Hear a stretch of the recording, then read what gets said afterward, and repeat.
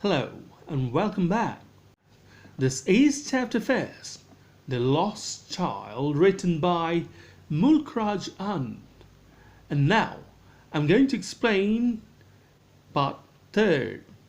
So here we go. As they neared the village, the child could see many other footpaths full of throngs converging to the whirlpool of the fair, and felt at once repelled and fascinated by the confusion of the world he was entering.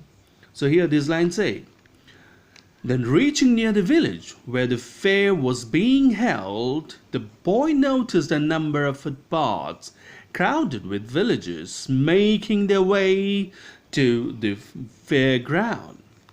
As all those footpaths from the various directions led to the fairground, it seemed as if the fairground turned into a whirlpool where people got lost and mixed together.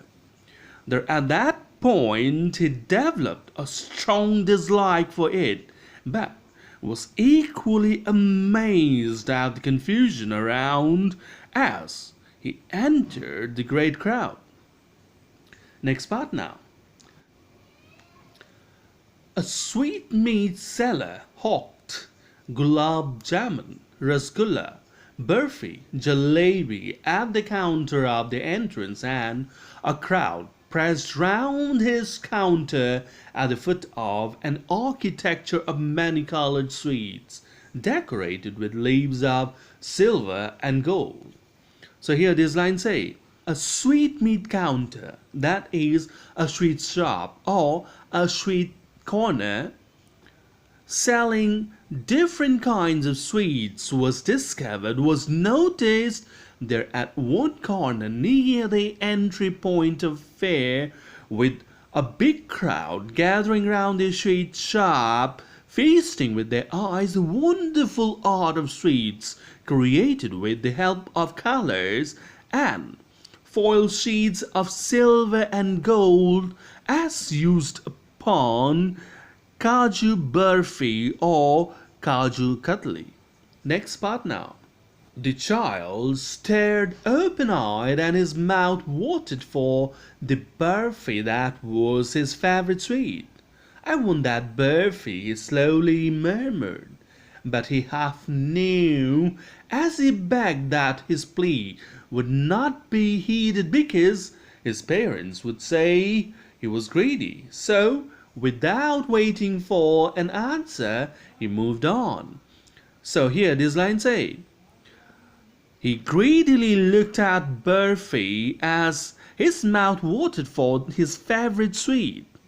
Then slowly murmuring, he said he wanted burfi.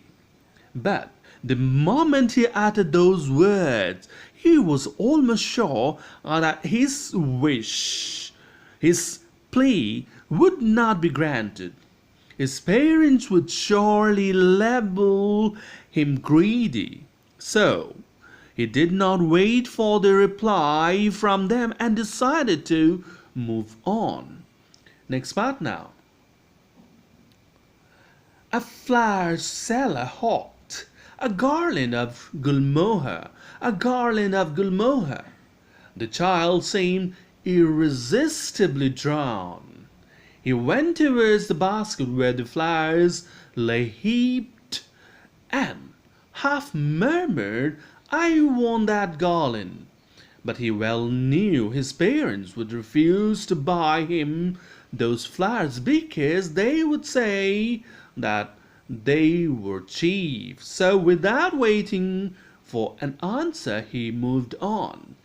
So here this line say, the next thing that caught his eyes was a flower seller who shouted a garland of gulmohar.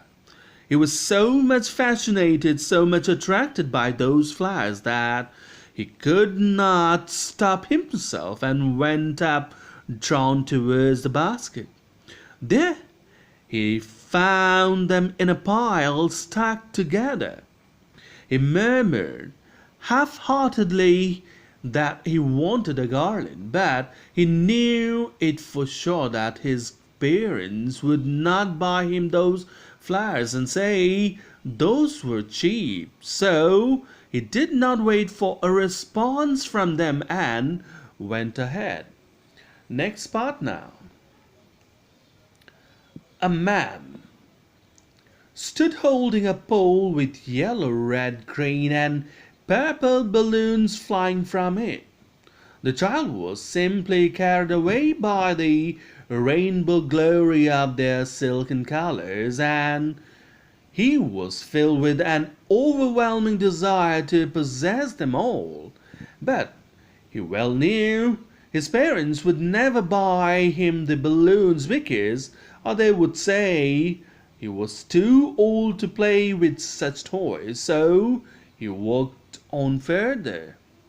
So here these lines say, then he found a new charm in balloons of all colors flying from the poles held by the man there.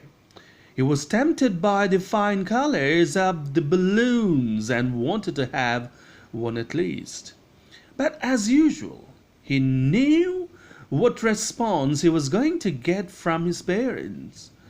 In this case, they would come up with a new excuse and would claim he was much older to play with them.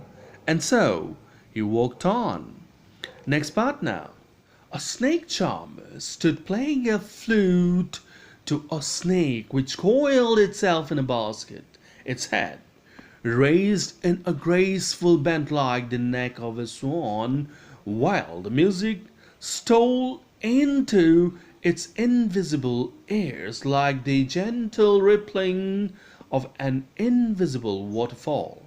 The child went towards the snake charmer, but knowing his parents had forbidden him to hear such coarse music as the snake charmer played, he proceeded further. So here this line say, next his eye met a snake charmer with a snake. He played a flute to make it dance to its tune as the snake lay in its basket coiled. Hearing the tune of the flute, it raised its head in a graceful manner like the neck of a swan.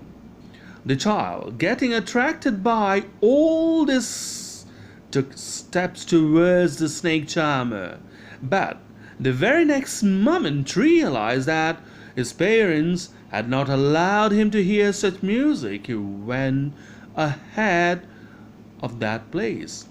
Next part now. There was a roundabout in full swing. Men, women, and children carried away in a whirling motion, shrieking and cried with dizzy laughter.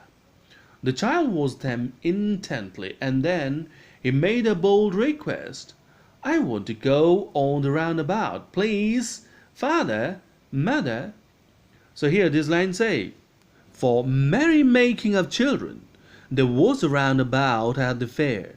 It attracted both young men, women, and children.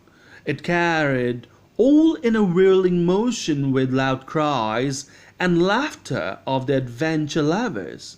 After watching them for a while, the fun and adventure they had, he made a bold request. He pleaded before his parents, wanting to go on the roundabout. So this is all for now. Thank you.